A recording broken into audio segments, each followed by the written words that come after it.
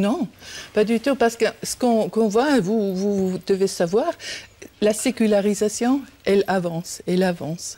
On voit ça dans les chiffres, on voit ça dans les vies quotidiennes des gens. Et on voit que, surtout au moment avant cette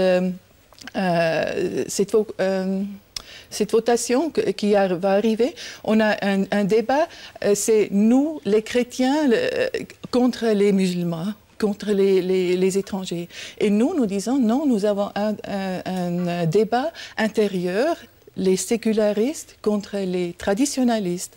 Et puis, on doit faire ce débat parce que pour nous, le futur, le modèle pour le futur, c'était un État vraiment sécularisé où aucune des religions a une position privilégiée, mais toutes les religions sur le même plateau. Alors ça, je crois que c'est une parfaite illusion rationaliste.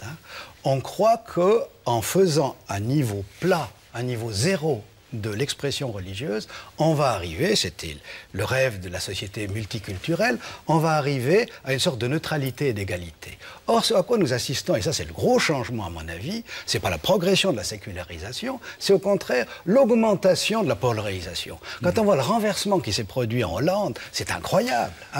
C'est justement, on devient au contraire beaucoup plus tendu sur cette question-là. J'aimerais interroger le sociologue sur cette question. Une société sans symbole, une société où on fait le ménage au niveau religieux, c'est possible, ça marche?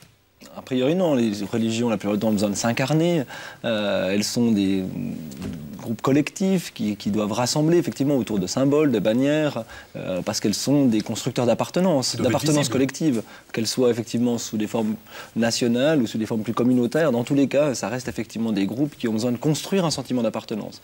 Et c'est vrai que plus, et on le voit un peu historiquement quand on regarde un peu l'histoire du protestantisme, dans le fond, plus on se désincarne, plus on essaye de diluer un peu ces signes identitaires trop forts, plus dans le fond, effectivement, on va se diluer dans le social.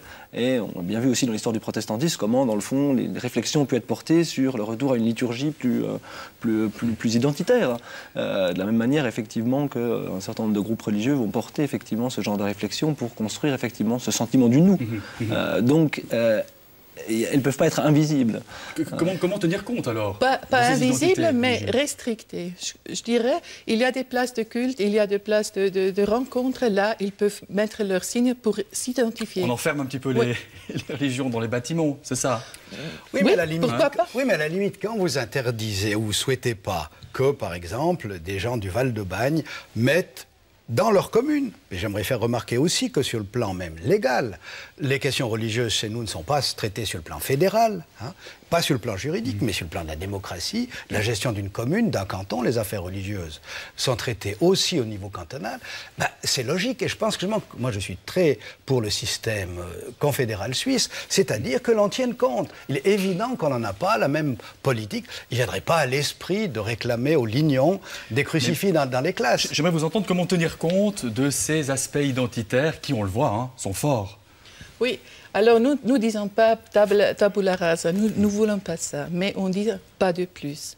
Et si les cantons ou les communes, ils ont des demandes pour de nouveaux croix ou d'autres signes religieux, d'être vraiment stricts, parce que si tout le monde, il y a tellement beaucoup de groupes de religions, et ils ont leurs signes, si tout le monde veut mettre des signes, on a les signes partout.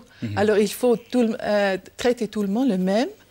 Et c'est pour ça que nous disons, nous voulons que les religions soient des associations du droit privé, comme des partis politiques ou quelle sorte de groupe d'idées avec des idées, et ils peuvent partager au discours politique. Là où vous allez plus loin par rapport à la situation actuelle, si j'ose dire, c'est que faire de la religion une affaire personnelle, privée, mais en même temps nettoyer le domaine public des aspects religieux. C'est ça que vous dites?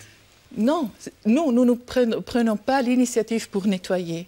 Mais on a dit, si quelqu'un va prendre cette initiative, nous allons le soutenir. Parce que la tradition, elle n'est pas fixée. Ça change doucement. Et un jour, peut-être, c'est la majorité des gens qui pensent c'est plus beau la nature sans des croix. Si je reprends ce que dit Madame, je crois qu'effectivement, c'est ce qu'en sociologie, on va identifier comme un modèle de laïcité pluraliste. C'est-à-dire, dans le fond, les arguments ici qui sont défendus sont ceux, dans le fond, d'un modèle de laïcité qui cherche effectivement cet idéal d'équité.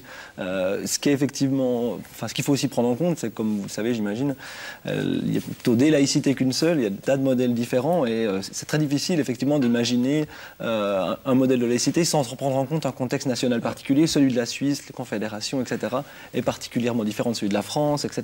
Alors, pour tenir compte de tout le monde, alors, si je comprends bien, au fond, c'est une certaine tolérance envers les non-croyants qu'il faudrait avoir. Il faudrait faire un effort là-dessus. Il faut faire un effort pour les non-croyants, pour les croyants et pour les croyants d'autres choses. Parce que, on fait comment? On continue à mettre des croix ou bien on fait comment alors pour tenir compte de ça? Eh bien, de la nouvelle donne aujourd'hui en Suisse. La nouvelle donne, c'est la démocratie. C'est une excellente chose, la démocratie. La démocratie, ça veut dire un débat, et ce débat doit se faire partout où il y a des débats. Il doit se faire au niveau communal quand il y a des affaires communales. Il doit se faire au niveau cantonal quand il s'agit de questions scolaires, etc.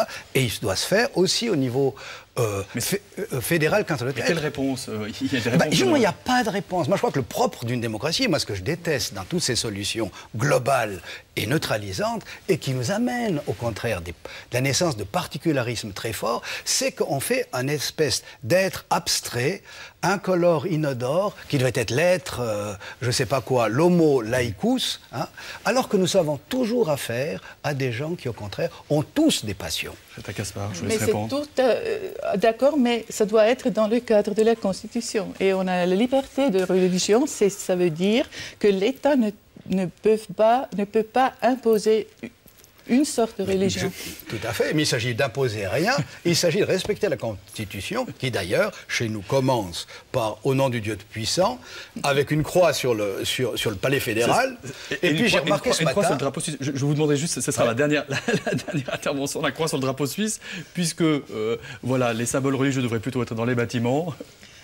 Le drapeau suisse, c'est la croix suisse, c'est pas la croix chrétienne, c'est la croix suisse. Vous faites une distinction? Oui, d'accord. Tout à fait.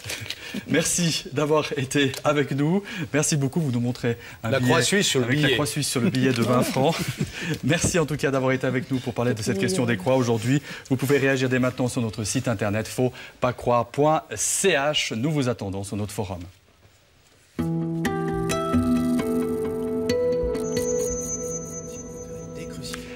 Khadija est la première épouse de Mahomet, femme d'affaires riche. Elle est aussi d'une extrême beauté. Alors que le prophète est effrayé par des visions qu'il a de l'ange Gabriel, elle reste à ses côtés. Elle est ainsi considérée comme la première croyante chez les musulmans. Khadija, racontée par les étudiants de l'école cantonale d'art de Lausanne.